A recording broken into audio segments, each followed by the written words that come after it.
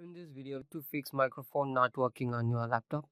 So first go to services and you can scroll down and you need to check for Windows Audio. As then after right click it and go to properties, and you can see you should be in automatic or in running mode, the service type and service status, and after click apply and OK, and again restart it. And once restart completed, come back and now go to settings. In this you need to go to privacy and security settings, and in this you need to scroll down and can see the microphone is that. Click it and make sure the microphone access should be in enable, and you can see now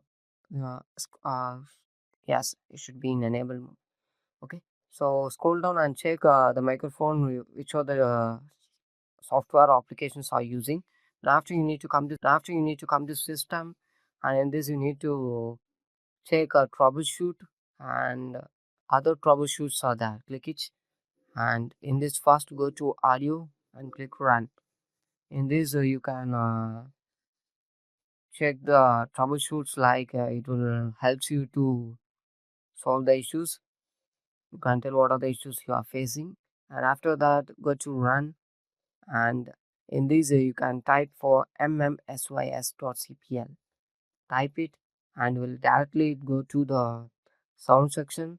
In this you need to test and go to properties and check go to advanced and check the 16-bit is 48,000 hertz is using or not. This is recommended, so both you need to check for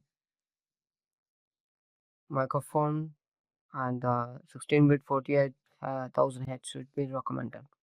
After that you can close it, and again you can go to device manager. In this device manager you have drivers, the audio driver, input and output. So you need to update the driver. So microphone and speaker are the input and output drivers, so you can update the driver.